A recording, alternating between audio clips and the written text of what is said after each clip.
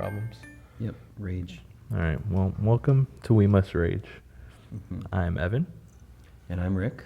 And yeah, this is just a podcast where we're going to talk about all things D&D and not D&D. Mm-hmm. Go into like homebrew things where we see what some online creators have made. Mm-hmm. See their cool or not so cool ideas, see what happens, and pass judgment and apply it where we can. I think we're picking the cool ones. That's kind of what we're going for. I picked the cool ones. Yeah. Mine are pseudo cool, coolish ones. But yeah, we are in Hawaii, and we're just two guys that like D&D and tabletop games in general. It's pretty cool. Yep, Scrabble, my favorite tabletop game. Scrabble, Rabble, Scrabble. Yep. But it's just really cool to have the community and be able to play together with people and to be creative, to do a lot of math. Yep. Quickly or slowly, depending on the fingers table. or not. Fingers or not. Yes. But do we want to do intros or? First, how many fingers do you have? I have 8 fingers and 2 thumbs. I have 7. Mm. And I'll let you figure out which ones I don't have. Don't want to. No, yeah, let's just, I figure get into it. Kind of introduce ourselves, talk about how we got into D&D, why we still play D&D, Mm-hmm. and yeah. And why our wives keep letting us play D&D. Yeah, and how abandoned our wives feel every time we play D&D. Occasionally. Sometimes they join. Well, one joins. Must be nice. But did you want to go first? Or, oh, heck no, you can definitely no, go I go first. first? Okay. Yeah. What am I answering here? All So, right. Evan. Yeah. Survey says, what was your first campaign like? That's always an interesting one, I think, for everyone, because it's either super hit or miss. First campaign, running or playing? Playing first. Playing. So first campaign playing, I was probably 20. Okay. It was 5e. I played a total of maybe 4 sessions of that before the people we were playing with kind of gave up on it and wanted something different. So it was kind of a miss, I think, but interesting and fun to begin with. Mm-hmm. And actually, after that first one in 5e, we ended up playing the Star Wars D&D framework, mm-hmm. which I think is Edge of the Empire. That one's the one with just an insane amount of dice rolling. It's, yes, a lot of dice. So I did that. And then the actual, I guess I'll tag on to the question. After playing that, the first one I ended up actually playing in that was long, I was running. Mm-hmm. And that was probably 2 years later with my fiance at the time and 2 friends online. So it was an online-only campaign. Gotcha. That was running through the homebrew module called Army of the Damned. That was set in Magic the Gathering world. Okay. And it had only humans as your choices, which made it a lot easier, but they had Mm-hmm. special abilities and Almost stuff. like variant style humans. It was basically that. Gotcha. And it had to do with a lot of undead, and it seemed very hit, even though we did a lot of the rules wrong, or I did a lot of the rules wrong, and helped other people learn it poorly at first. Mm-hmm. But it was pretty fun. And so that's my first actual campaign. That one lasted, I think, to level 5. Okay. And it ended on the whole party, a TPK, but they killed the boss, and it was an open-ended ending where if we wanted to play that again, we still could. Gotcha. And I have ideas for it, but they haven't wanted to do it again. So is that another fail, or? No, it was good. It was, I think it was a really good way to have a campaign end where it's open-ended, but definitely you could all be dead. Yeah, so it was good. I know you said you did that one mainly online, so was it like through Roll20? Oh yeah, it was Roll20. When we paid for some tokens and stuff, but mostly used the free version of Roll20, which was very helpful at the time because we had friends we're in Hawaii, and my fiance and I would play from here, and then our friends were in Washington and Texas. So it's pretty. Gotcha.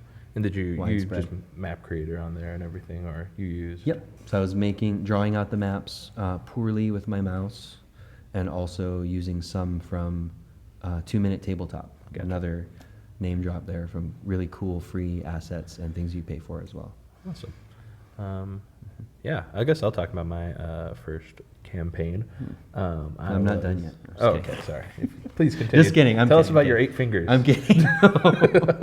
No. Please continue. I was maybe 12, 13. Okay. It was one of my friends I played soccer with actually growing up. And his dad was super into D&D as a kid. And then out of the blue, his son was like, my friend was like, oh yeah, let's play D&D. Let's do this. And he was one of the guys, bought all the books, like read everything. And so like we did, I'd spend the night at their house after games usually. So Saturdays. And yeah, it was hilarious. His dad would just get like, pour himself like 2 glasses of wine and just start DMing for us. It was fun. I had no clue what I was doing. The 2 other guys I was playing with, it was all of our first campaign. I don't think the DM knew what he was doing or where he was half the time. And so it was great. I was a Dragonborn fighter. I think max we got to level 3. We only did like 4 or 5. It's okay. Sounds fun. But yeah, I remember I ended up dying because I got like a gem engraved in my skull, basically like Vision style. Okay. Got it yanked out during the last fight. Oof, okay. But yeah, that was good. No, yeah, I enjoyed that. Fun. I enjoyed that a lot. I still had no clue what I was doing. Didn't know anything about like class traits or race traits, and so I was just like, yeah, I'm gonna swing. And that's that's kind of good. what I think I've heard a lot of people, and myself too, when you start and you kind of don't know the rules, it feels like it leaves more room for just trying to be creative. Yeah. And maybe the DM will maybe not like it that you're trying so hard to just do things, but it really lends to that style of the DM saying yes and or yes, let's try to make it work. Yeah, it kind of gives that just like chance to role play. Yeah. And explain. Yeah, which is cool. I mean, you've seen it, and I think for myself, I appreciate the style of DMing where they try to allow within reason as much as possible, and even if there's a mechanic there that isn't really supposed to work that way, but in the moment you can try to make it fun. Yeah. I remember in that one that we did online, my fiance was they were fighting zombies, of course, right? Zombies. And she was playing a fighter and said, okay, I want to decapitate this zombie and hit the other zombie with its head. Was the, and I'm thinking, okay, well, where in the rule book does it say that? Okay, give me a strength check and we'll see, and then you can, make an attack with it. So, okay. But it was fun and very kind of off the handle, flying off the handle a little bit, but Off the shoulders, if you would. Yes, yep. Getting ahead of the competition. Yeah. But yeah, I enjoy that. So it sounds like you had fun, even though maybe you didn't know what was happening half the time, or the rules to be using and stuff, right? Yeah, and I think that's kind of my approach to D&D almost, and why I like the whole homebrew style stuff. I don't feel like there's a lot of popular, I guess, creators that do focus on homebrew stuff, and it's more like either their personal homebrew stuff or just fully by the book, and they don't kind of branch out. And I think that's what I like the most is, I mean, I'll send you like 10 to 20 homebrew stuff a week. I'm like, we should use this, we should do this. But I think it's just that creativity and kind of being able to almost build your own game with the structure still of D&D, kind of how we did like the cart building in our current campaign that Rick is DMing. We have a whole cart that we like built out of just random parts from monster parts to like armor it, and we used Yeah, it's ridiculous, but cool. Yeah, and it works. Like we fit armor of invulnerability in the bottom of it, and like so Mm-hmm. it's armored, but it's still being pulled by what, Mm-hmm. 4 mounts. Some horses, some axe beaks, yeah. Yeah, And that's, he said armoire of invulnerability, which is a homebrew item, I believe, that was in the module Madness of the Rat King. So kudos to whoever made that. I'm sorry, I have it. I have it, and I will credit, in future. But yeah, I think that just is cool. There's some rules that are lacking, in my opinion, that are in D&D. Like when you get into your mounts and your vehicles, boats, and stuff like that, there's a lot to be desired in the side of using it in combat, or actually like what it does, instead of just, oh yeah, now you have a boat that can take you from here to here in a day. Yeah. And I think that's also something that I enjoy kind of diving into. Yeah. Well, I know there are different, like I was saying, I played the Star Wars version. They actually have entire, spaceship combat where you have people on turrets, people on piloting, all that. So for me, when I see, like, hey, we want to use the battle wagon, I kind of think of, okay, what was that system like? And then I try to apply it when necessary, or, would make sense. Yeah. Kind of more interesting. But yeah, it's cool to be able to, I think most people playing D&D pull from all their experiences and everything they've played and games and movies to make it fun, right? Make it make sense. I think that's one thing I try to avoid, in the sense of, well, our backdrop fell. But we're back. But we're back after some technical difficulties. Yep. As I was saying, I kind of try to avoid going into or like consuming a bunch of D&D content on the side, because it will influence how I play so much. Definitely. Kind of like the what was it that I sent you? The bag of holding beheading. Oh yes. that that I talked to you about. Yeah. That was from the Dungeons and Daddies podcast. Yeah. Which you were talking about just before. Yeah, I love that podcast. It's probably the only piece of D&D content I consume. Outside of playing or homebrew stuff. Well, I consume more than that. I mean, I definitely watched like Vox Machina. I did want to watch the actual campaign, but again, now that I'm playing way more than I was, I kind of want to avoid it, just so I'm not doing the same things that people have already done, or because I mean, if it works, I don't want to do it again. I see. Yeah. I think for me, it's more when I see really cool ideas, because I'm rarely at this point playing. I'm mostly DMing.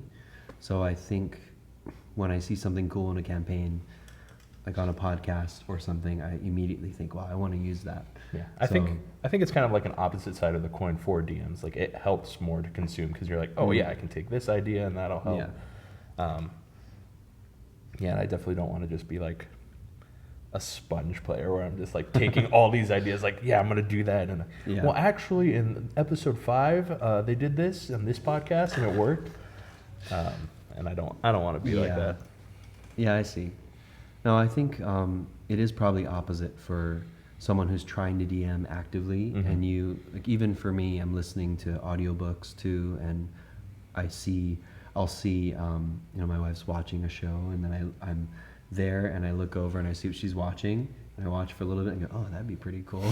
Like, I should use that.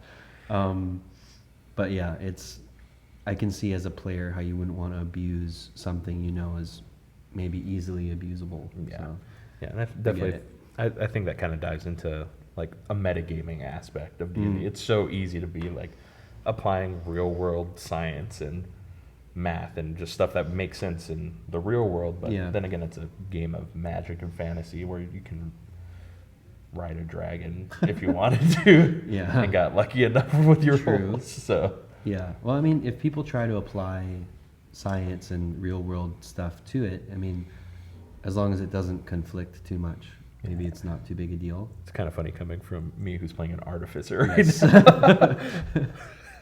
Definitely different from my Yes. normal just hack and slash fighter and barbarian. No, artificers are cool. Yeah, it's definitely interesting messing with that. We kind of, the homebrew that we found from, I think, DM Guide of more infusions and kind of yes, yeah. stuff you can do, common recreations. That definitely adds on to it because for you guys who don't know, in the campaign that we have right now, I'm kind of trying to stay away from guns, so it's still an artificer, but it's more No guns. not shooty artificer, which is boring. No, it's a lot of fun, but taking away the whole like strong ranged weapon kind of handicaps how the artificer works, in my opinion. And so there was a couple. I think the feat or the trait is called common recreations, and it allows you to make like one common magic item every 3 levels from level 6 or something like that. And it just... Yeah, I believe you. I said the whole thing to you. I know. You said you read it. I did, but it was a while ago. But it just adds a little flair, I think, that Yeah. helps with a character who would be kind of boring without it right now. Oh, yeah. And then I did say you can have a gun, but then other people would have guns. Yeah, and then I said that's okay, and I still don't have a gun. Okay, we'll work on that. No, but that's the same kind of thing where if you use, like when our bard was using silvery barbs, once you use it, it can be used on you. Is the rule. At least that's what I like to do. So Yeah, and I mean that's totally fair. I'm all about that. Okay. Just checking. Bro, you brought a cannon. It's a robot. Yeah. Okay, anyway. Oh, it's a robot cannon. Yes. Okay. Even worse, an automatic gun. Enemy artificer. But no, it's just a lot of fun. I think our group right now too is a pretty good mix that allows for a lot of conflicting opinions, which makes kind of how our story and campaign is going interesting. I agree. Yeah.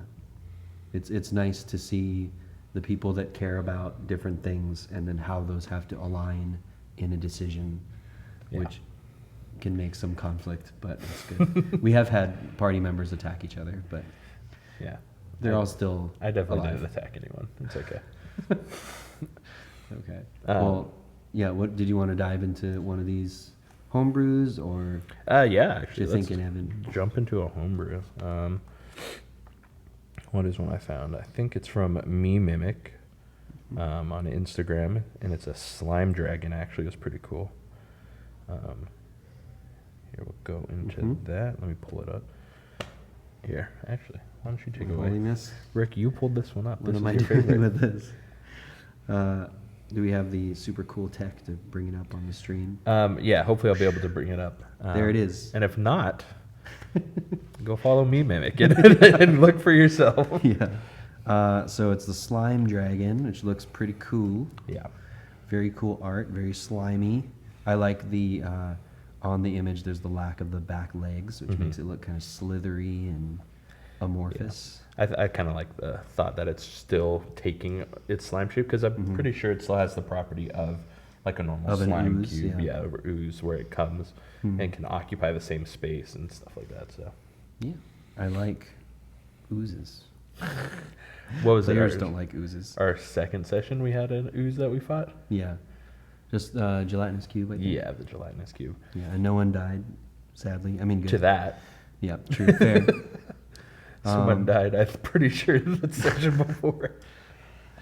Oh, and yeah, we had someone get crit by a swarm of insects. Yeah. But so when we look at these creatures, do we have a framework that we're trying to follow with how we're looking at it or observing it, or As you what? guys might see, there's no framework to anything we're doing No here. framework. So we're like just when kind you're of picking out DMing and cool your stuff. players go everywhere else than you have planned. Yeah, how it under goes. prepare and you'll have a fun time. That's what we're going for. But no, I don't think there's really a framework when it came to creatures. I think it's fun to possibly see where we could apply it in current sessions that we're in. Like I think we had kind of. Well, I talked can't about tell off- you, then you'll know. Well, I mean, in the past, like what I talked about, like Yeah. the gelatinous So cube. yeah, do you want to say your idea, or because Yeah, I sure. remember? Good. I had talked about like having like a health threshold um, for an easier enemy, such as the gelatinous cube. And once it hits that, it'll transform into the slime dragon. So it's more of a the slime dragon was just trying to hide, and then it's like, well, now I can't hide. Like I kind of got to protect myself, and then it turns into the slime dragon, and it's kind of a surprise to your players. I think it would be cool because, again, slime dragon's not in the monster guide. So. Yeah, for those who read it, and some players who bring the monster manual to the table, or they Yeah. bring their rule book. They have the flashcards and like, wait, Yeah. slime dragon, looking Yeah. through it like a Rolodex. No, yeah, I remember. And then I also was thinking, I think you mentioned it, but maybe not a little more, is if you have it escape, or if it's not killed with fire or something that will kind of like regeneration rules for trolls and Yeah. stuff. So that if you don't do that to it, it comes back later as the Yeah. slime dragon instead of just the threshold in the same combat, right? Yeah, that would have been cool. Like in specifics for the campaign that we're in, it was in a room deep in a dungeon, and I thought it would be cool, like because we didn't really kill it with anything special. I'm pretty sure it was I think you just whacked it with stuff. I think it was a dissonant whisper that killed it. Maybe, actually. yeah. Or like a vicious mockery. Yeah. And then we just kind of left. And so I think it would have also been cool because it's like a big surprise. Like, oh yeah, now there's a dragon at the front door of the dungeon. Good Yeah. luck. You're at half health. Yeah. Yeah, I like that a lot. Yeah, I like if you look at the stat block, it has the reactions, the split reaction. So it's when it takes damage from an attack or spell that targets only it, so not an AoE, half damage, and then it splits into two of itself, with each having hit points equal to half the slimes rounded down. So, Oh, wow. But I think it's cool when you have, so a lot of homebrew stuff, and then I think DMs kind of just, if it sounds cool, you go, okay, well, it's going to do this in mid combat. But to have something that changes as you're fighting it, or to become more of a threat, or now it's in two different areas, now it's blocking a door or something, is a way more interesting monster than just you're going to whack it, sit there and whack it. Yeah, like, oh yeah, look, here's another dire wolf. Have fun. Like, no, yeah, I totally agree. And I think homebrew like creatures will also help a lot with metagaming players. Like, it happens. Like, it's so hard to separate your in-player conscience from your out-of-player conscience. Yeah. And not be like, oh yeah, well, this is clearly like a fire thing. I should just throw water at it. Like, this would work. Yeah. Or obviously that's like super common sense, but Squeaky chair. yeah. But even stuff like, oh yeah, this slime, maybe if we just shove it in a box and it can't get out, or something, like just little things they make sense and it could be assumed, but would your player know it? Well, would your character know it? Yeah, like would your 3 intelligence barbarian know that water? We don't have a 3 fire intelligence barbarian this time. No, yeah, I agree. But it's yeah, I like having the mindset of your character that you're playing is in the world, right? And you can, a lot of times people will say, if they have the mindset of it, the player has the mindset, they'll say, would I know this? And then you can either say just yes, or you can say roll me a history check, to see, or a nature check. Religion check. Rarely. The one we never use that I'm somehow proficient in. Yeah, but I like those where if they have the idea, they don't just apply it. They kind of try to see, like, is this legit? If the player has the idea, would the character know? It's pretty cool. Yeah. It feels more fair, I'd say. Yeah, and definitely because, I mean, like I said, it's super hard to differentiate between the two. But you still want to be able to have fun. I was thinking of that one too. Yeah, this is probably... let's go into this one. Unless you want to talk about good. slime I dragons think more. Slime dragon, it looks like a good monster to fight. You just got to think where to apply it. And once your characters start getting higher level, it's a little more difficult to apply things Yeah, certain just way. have 10 slime You might- dragons. yeah, you could have several slime dragons, or maybe they start to grow mid-combat, or there's more that drip out from sewer pipes or something. Or Yeah, I definitely enjoy evolving combat where it's not like, oh yeah, you see one guy here, have fun, fight this. Yeah. Or in the last campaign we did, we had the same guy come back like 3 times But or that was something like that. intentional. I know. It was intentional, but it was funny and like in character. My guy was like, I already killed you. What the heck? Yeah, that was fun. Yeah, that was great.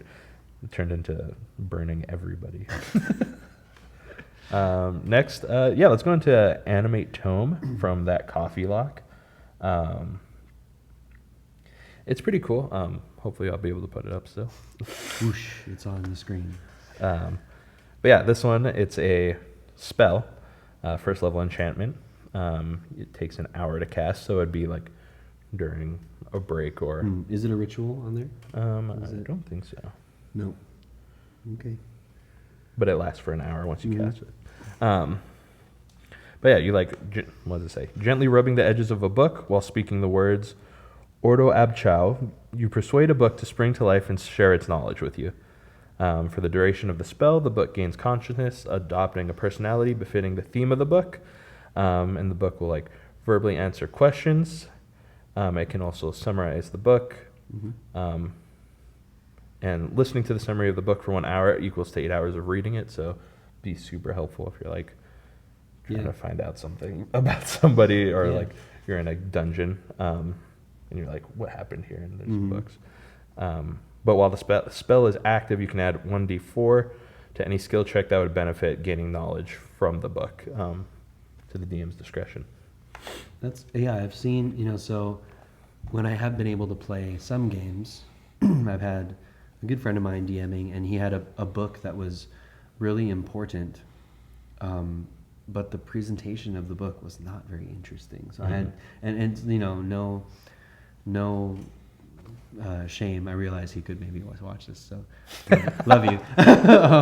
But talking it's just, crap. it's just hard to, I think, to make it really engaging for, this is an old book.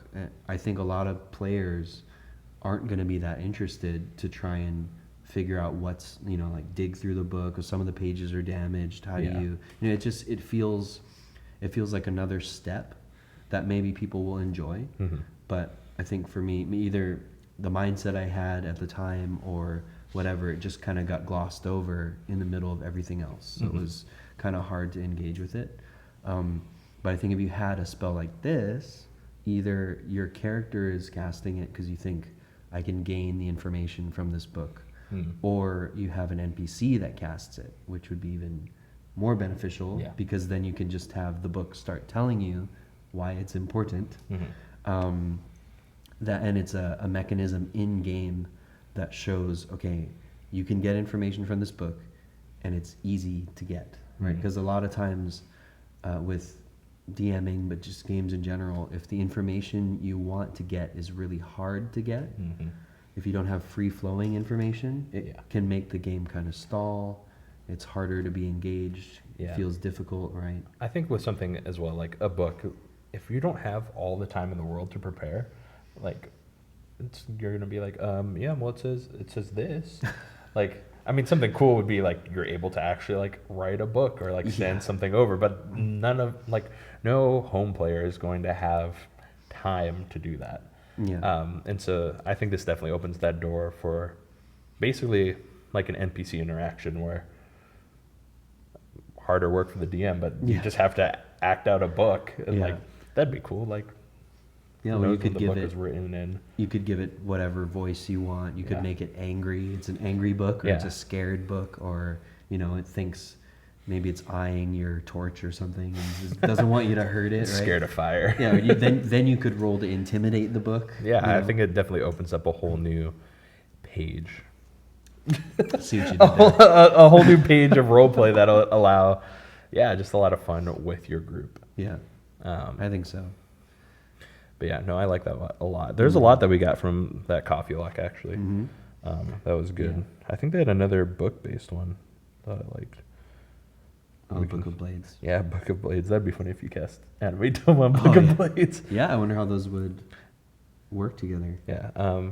We can talk about it real fast. Book of Blades.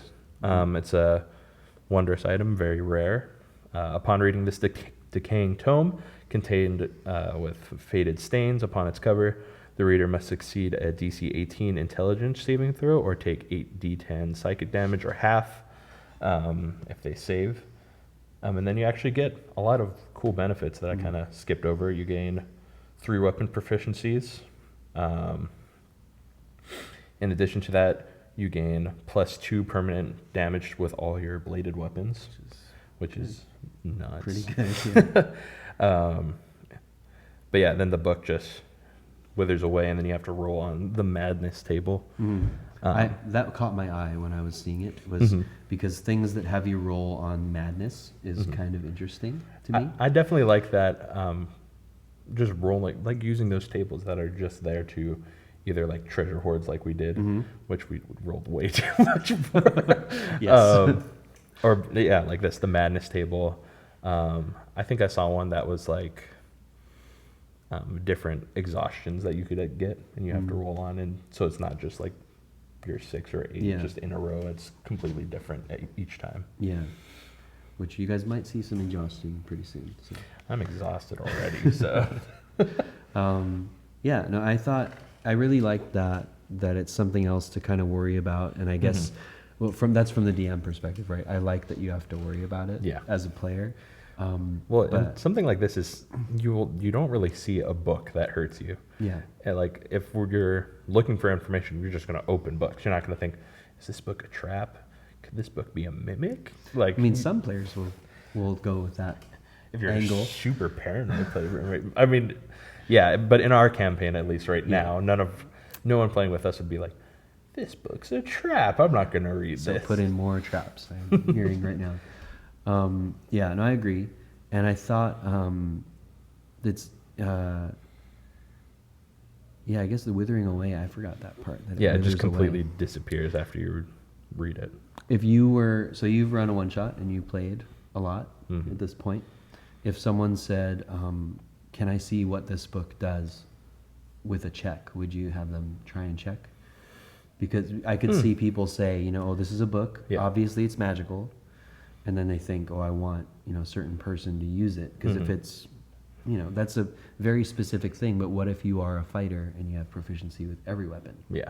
I think this is something that, like, I don't think there's no, like, summary on the back of the book. It's not, Maybe, I don't know. it's not a modern book kind of deal. I think, I don't know what you would be able to cast to see, maybe, but, because all you could, even if you just did detect magic or, like, an arcana roll, you just say, oh, yeah, it's magical. All right, yeah. Good luck. That's true. Yeah, so with something like this, I mean, I could see it being very cool, but that is one hard part that might really like disappoint a player if they're a fighter, which we have one fighter at least, and then doesn't your character has proficiency with I'm proficient in all every weapons. weapon, right? And I'm pretty sure our warlock is also. Oh, right.